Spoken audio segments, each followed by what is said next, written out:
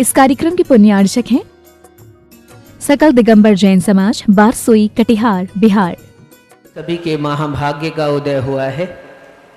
जो सर्वज्ञ की ये देशना हमें प्राप्त हो रही है।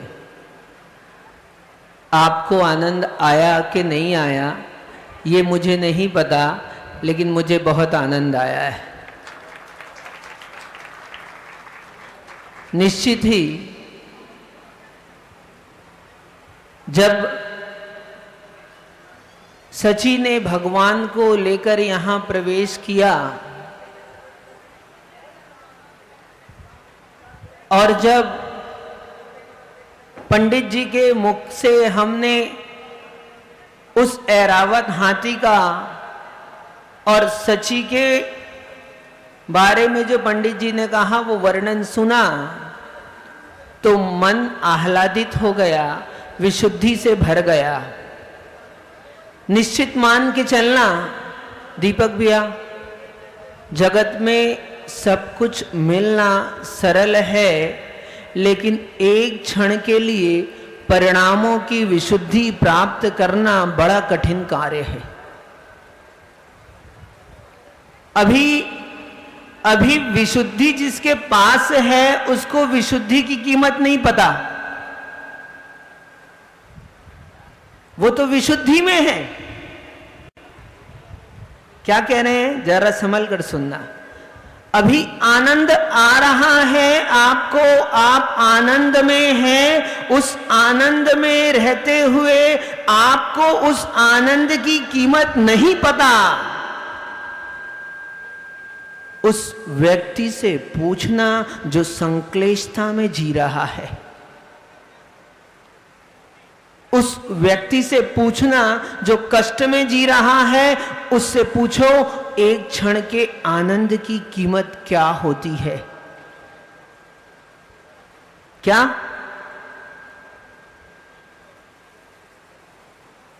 सची केवल प्रभु के दर्शन करने मात्र से उसके परिणामों की निर्मलता, उसके भावों की विशुद्धि उस चरम सीमा को प्राप्त होती है कि वो एक भाव तारी हो जाती है।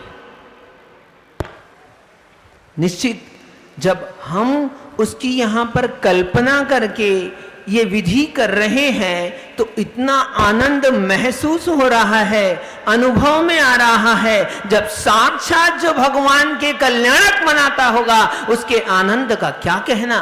निश्चित ही ऐसे महाभव्य जीव निकट भाव में निर्वाण को प्राप्त होते हैं।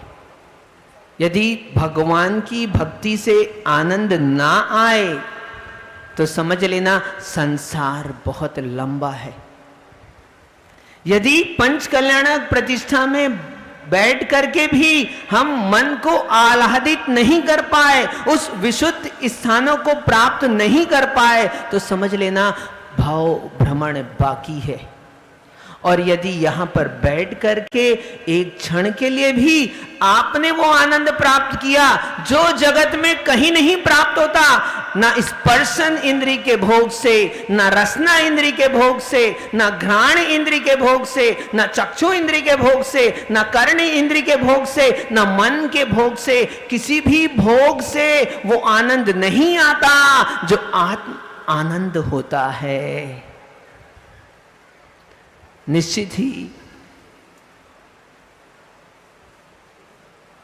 ही दीपक भैया हमारी इतने दूर की यात्रा आज सफल हुई। हाँ, आज सफल हुई। क्यों? क्योंकि जो आज आह्लाद हमने अंतरंग में प्राप्त किया है, हम उसका वर्णन शब्दों में नहीं कर सकते। बस इतना बाकी था कि काश पुनः हमको एक बार भगवान के दर्शन हो जाए। वास्तव में हम लोगों ने पूर्व भाव में भगवान के दर्शन नहीं किए, हमने भगवान की स्तुति नहीं की, भगवान की वंदना नहीं की। यदि एक बार हमने आह्लाद पूर्वक, विशुद्धि पूर्वक, भक्ति के साथ भगवान का दर्शन किया होता, उनकी वंदना की होती, उनके चरणों में नमस्कार किया होता, तो हमको पंचम काल में आना नहीं पड़ता। दीपक भैया, पंचम काल में नहीं आना पड़ता। आज हम पंचम काल में आए हैं, इसका मतलब है हमने कभी उस विशुद्धि को प्राप्त नहीं किया जो भगवान के दर्शन से होती है। लेकिन आज इस पंचम काल में भी आकर के ये भगवान के कल्याण के अवसर में मुझे इतना विश्वास हो गया कि अब हमको ज्यादा संसार में रहना नहीं पड़ेगा। पाप बहुत हो रहे हैं, पाप बहुत किए हैं, हो सकता है अभी और हो जाएं, लेकिन फिर भी भगवान की भक्ति हमको संसार से तार देगी। इसलिए जगत में कुछ मिले या ना मिले, कहीं सम्मान हो या ना हो, और कहीं कितना भी अपमान क्यों ना हो जाए, हो जाने देना। लेकिन एक बार भगवान के प्रतिष्ठा में पहुंचकर, किसी के दीक्षा में पहुंचकर, किसी की समाधि में पहुंचकर ये विशुद्धि को प्राप्त करना मत भूल जाना, क्योंकि सब कुछ मिल सकता है, परिणामों की विशुद्धि मिलना बड़ा कठिन काम है। एक क्षण की विशुद्धि अनंत भवों के संचित पाप को क्षण मात्र में नष्ट कर देती है। कितनी देर लगा? सची ने दर्शन किए भगवान के, और तो और सौधर्मेंद्र ने हाथ में लिया। आचार्य भगवान समंत भद्र स्वामी स्वयं कहते हैं, क्या? द्वै शक्र सहस्राक्षो बहु बहु विस्मया। वो शक्र भी जो दो नेत्र कधारी इंद्र उस भगवान के दर्शन को कर कर तुरंत साक्षात सहस्त्र नेत्र बनाता है, सहस्त्र चक्षु कहलाता है। क्यों? क्योंकि दो नेत्रों से भी वो दर्शन करके मन को तृप्ति को प्राप्त नहीं हो रहा, तो 1000 नेत्र बनाकर भगवान के उस मुद्रा को देखता है। जगत में सबसे सुंदर यदि कोई होता है तो वो कामदेव होता है, और यदि उस कामदेव से भी यदि कोई सुंदर होते हैं तो तीर्थंकर बालक, तीर्थंकर भगवान होते हैं। अंतर क्या? कामदेव के रूप को देख करके कोई विकार को प्राप्त हो जाता है, लेकिन तीर्थंकर भगवान की उस रूप को देख करके, उनके इतने क्या ऐसे रूप को देख करके कोई विकार को प्राप्त नहीं होता, आनंद को प्राप्त होता है। दो ही जगत में सबसे सुंदर हैं, एक कामदेव, दूसरे तीर्थंकर, लेकिन दोनों में भी यदि विशिष्ट सुंदरता किसी की है। क्यों? क्योंकि जो विकार को नहीं जन्म देती वो सुंदरता वास्तविक सुंदरता है। विकार को जन्म देने वाली सुंदरता पाप कार्य में, दुर्गति में ले जाने वाली हो सकती है, लेकिन आनंद को देने वाली वो तीर्थंकर भगवान के रूप। अभी तो उनके गुणों की बात नहीं कर रहे हैं, उनके पूर्व पुण्य के नियोग से।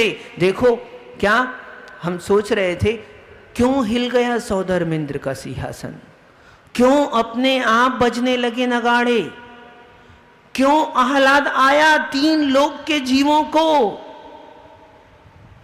उस जीव के भावों की विशुद्धि को सोचो।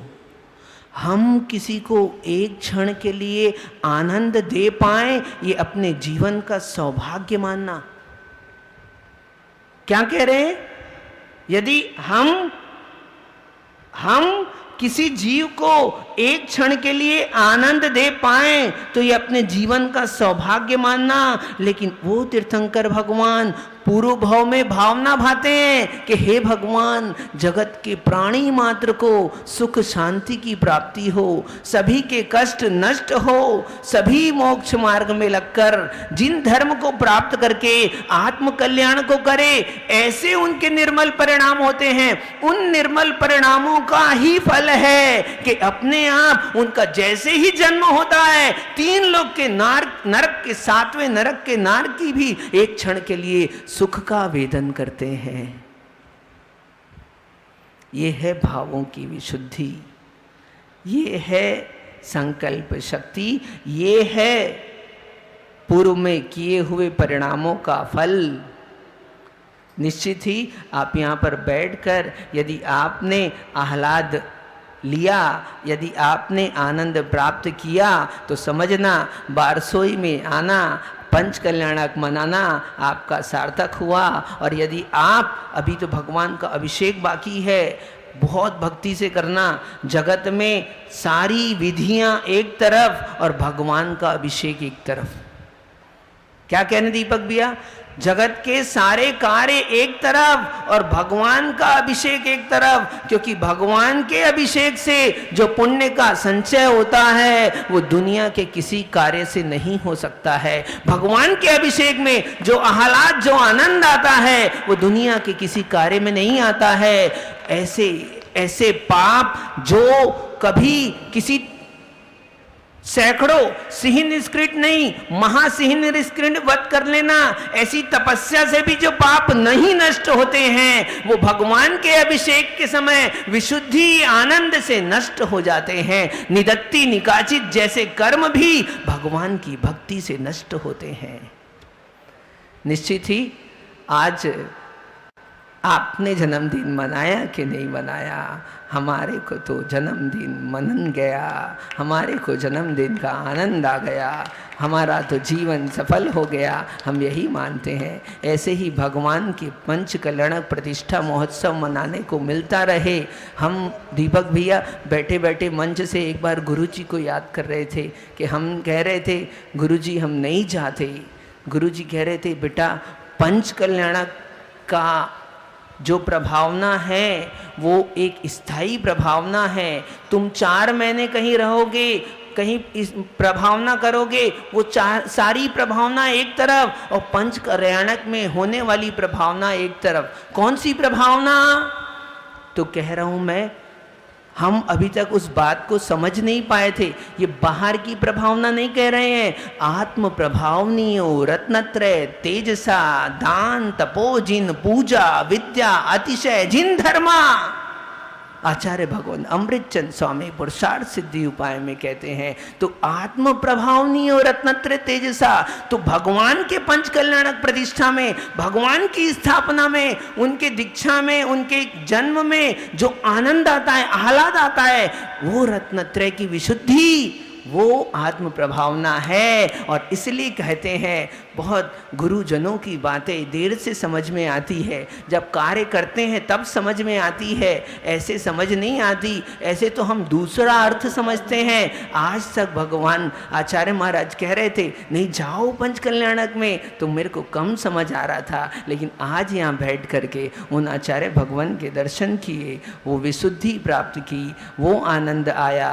आज उनकी बात समझ में आई कि गुरु के वचन बहुत गहरे होते हैं। ये प्रभावना है, ये शायद हमको दोबारा प्राप्त हो या ना हो हम नहीं जानते हैं, लेकिन जीवन में फिर से यही भावना भाते हैं कि फिर से भगवान उस विशुद्धि के स्तर को स्पर्श कर पाएँ जो हमारे कर्मों का नाश करे, रत्नत्रय में वृद्धि करे और संसार का नाश करे। ऐसी विशुद्धि बस प्राप्त हो और कुछ नहीं चाहिए। भगवान आपका दर्शन मिले, आपका सानिध्य मिले, आपका समागम मिले और कुछ नहीं चाहिए। जय बोलो आचार्य भगवान विशुद्ध सागर जी महाराज की।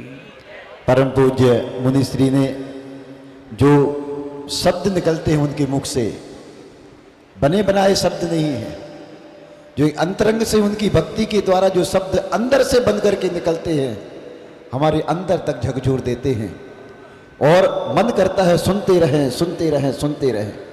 पर ऐसे मुनिराज दुर्लभ ही होते हैं जो हम सबको प्राप्त होते हैं, पर हम बारसोई वाले बहुत ही सौभाग्य